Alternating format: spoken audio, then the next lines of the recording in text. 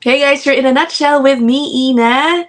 Guys, 3 linggo na lang, magbubukas na yung bagong caregiver program ng Canada. So you have a few weeks to prepare kung nagbabalak po kayong mag-apply dyan. And alam mo, talagang mag-prepare kayo kung balak nyong makisali sa application na magbubukas po sa March 31. Bakit?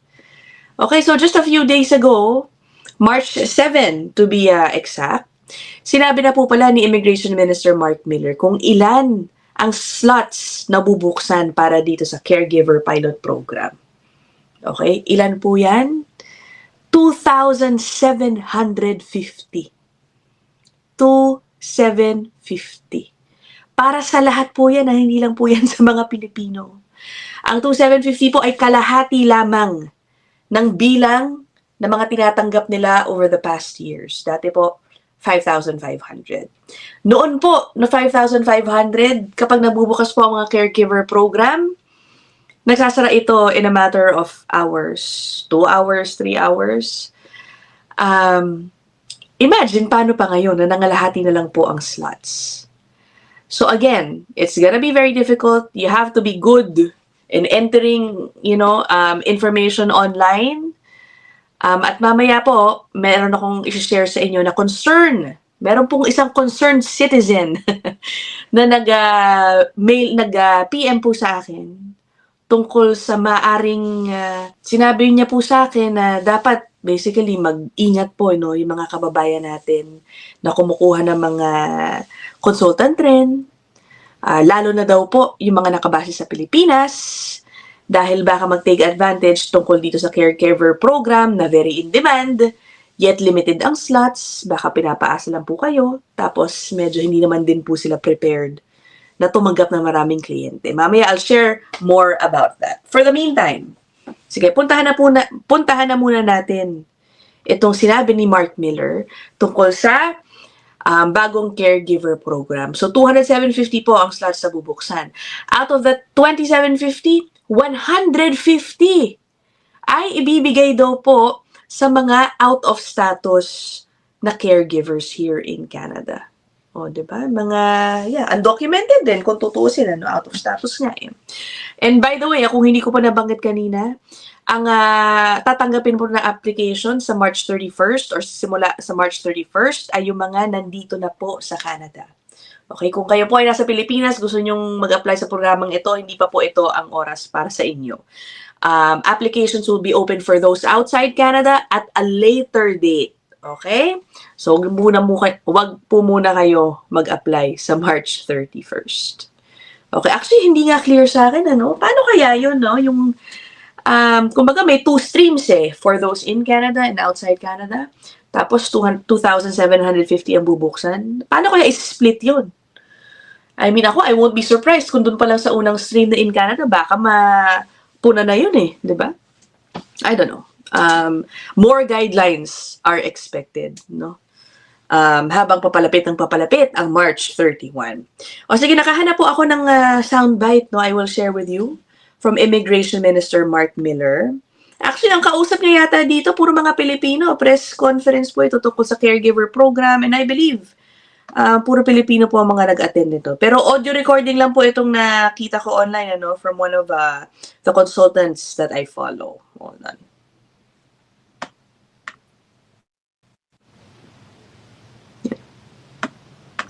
Out of the 2,750 admissions target under this particular pilot, we are going to reserve 150 spots for out-of-status workers. And I know that this is not enough, but it's an important stepping stone in proving to the rest of Canada that regularization is something that can work. It is important, and that there are people here, despite the fact that when you fall under status, you should not remain in Canada. That is the reality of the care that is being provided to our most vulnerable, including our kids and our parents. So we'll have some space for about 150 folks that have fallen out of status to admit now. I really want to see that succeed because obviously we will want to expand that at a later date. Aba, nakita nyo, meron siyang paliwanag dun sa 150 na out of status na bibigyan nila ng pagkakataon maka-apply dito. Guys, again, this is a permanent residency PR on arrival program. Well, kung nandito na in Canada, basta magiging PR po sila agad kung sila po ay ma-qualify dito. Sabi pa, sana daw maging successful yung feature ng program na ito kung saan pagbibigyan din po, papayagang mag-apply yung mga out of status. Because they are looking to expand that at a later date. Aba, siguro mas maraming pagbibigyan ng mga out of status po na caregiver. Alam ko na pag-usapan lang natin yung mga out of status construction workers na meron din pong magiging PR pathway. Marami po doon, no?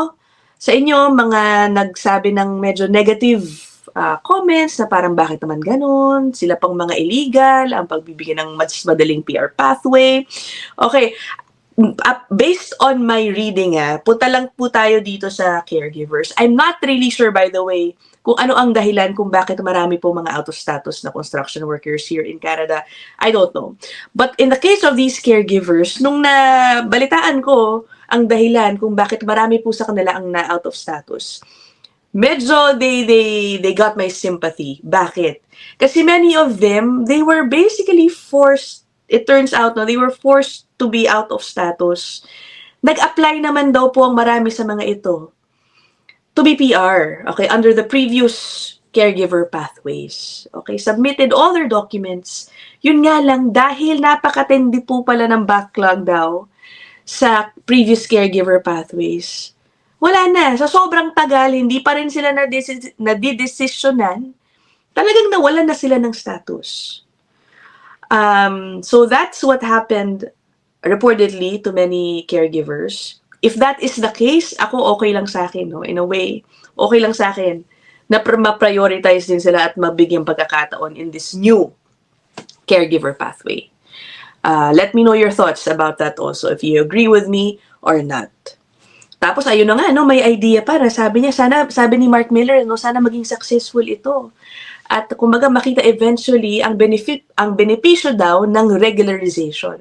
You know, a few years ago, the leadership of, well, former Prime Minister Justin Trudeau, nangako po sila, no, ng mass regularization for undocumented workers in Canada, undocumented people rather in Canada.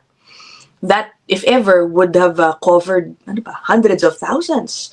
Ang estimate, about 500,000 ang aabot sa hanggang 500,000 ang mga undocumented dito sa Canada.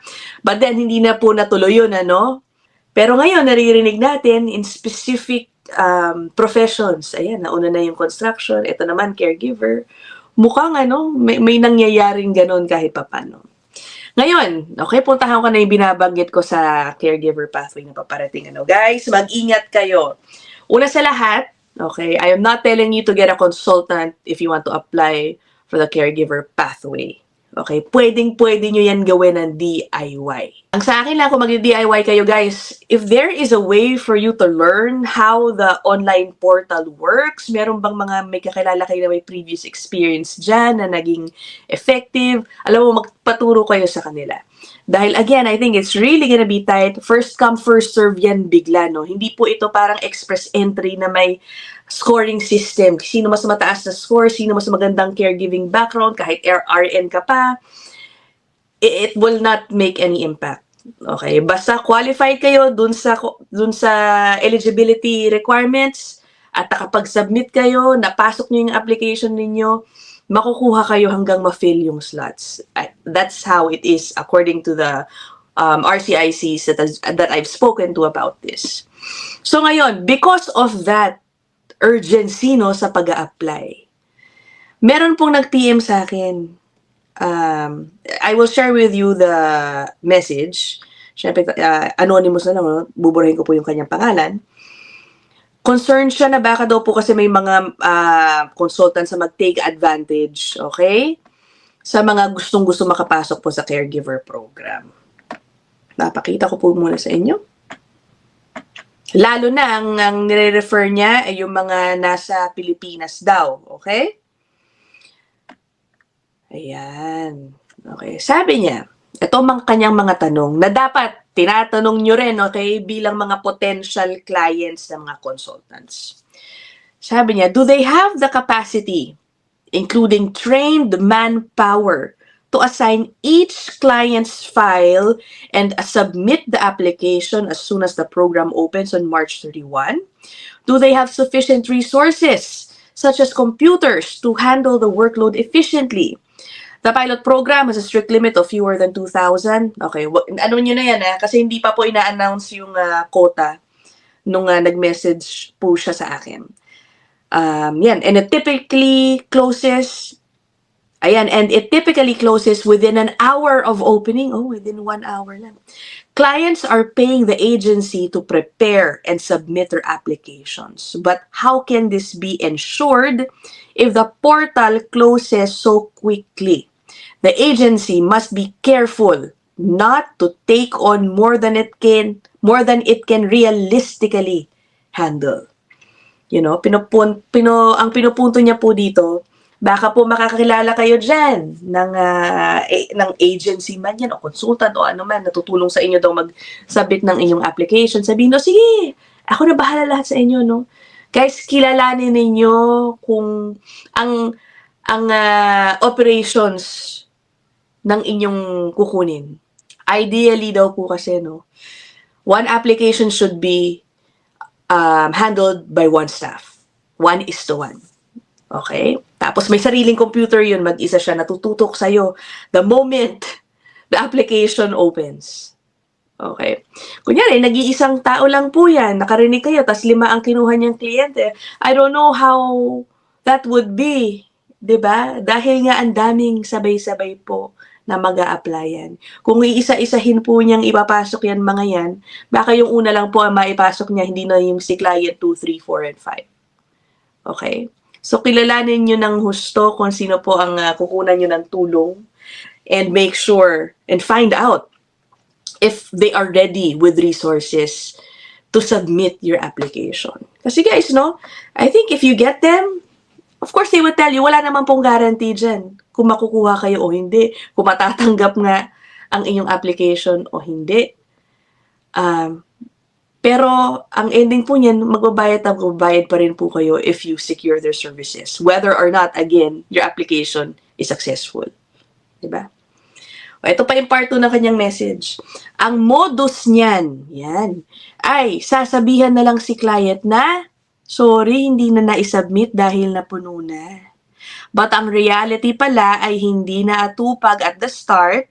Opening pa lang ng program kasi walang capacity, resources yung agency. O sabi niya, the clients should be wise, look for a consultant, magpa-consult sila at magpa-review to prepare the application before March 31. Magpa-train paano ang portal para sila mismo ang mag-login and mag-submit on that day. Oh, that's also an option, no? Baka nga pwede ito. Sila mismo ang tututok sa pag-submit. Makamura pa sila kaysa magbayad ng malaki na wala namang kasiguraduhan. Dapat magtanong panigurado si client na may tao mismo ang mag-handle. Ito na nga sabi niya, bali ratio is 1 staff per client's file. O ayun, no? Meron din po siyang binibigay na option. Kung mabait naman po ang inyong consultant, baka pwede kayo matulungan kung paano na kayo na lang mag-handle ng application ninyo, di ba? But if not, and if you choose a consultant, make sure meron po silang sapat na tao. Nako, iwasan na po natin, no? Kumbaga, there is no guarantee, guys. There is no guarantee. But I guess the least you can do is try to secure the highest chances by preparing well and getting to know the people you work with. So, nakailang episodes na tayo sa caregiver pathway. And I do this because I know many Filipinos are interested in this caregiver pathway. Ang dami na po natin mga kababayan noon na nakapasok dito. And again, obviously, dahil pabukas na po ang pinakahihintay na bagong caregiver program sa March 31. So, okay, if you have other questions about the caregiver pathway, tungkol lalo na sa mga eligibility requirements, you might wanna just check out my previous vlog. Nagkaroon po ako ng live episode doon. Ang dami pong mga naitanong, okay, na mga different scenarios. Baka applicable po yan sa inyo sakaling meron din po kayong tanong. So I will end this episode here. Yun lang naman po, no? Let me know what you think. Patungkol din dito sa pagbibigay ng or pag-aalaw sa mga out-of-status caregivers to apply for this new program. Okay, I will end this episode here. I'll see you guys in the next one. Bye!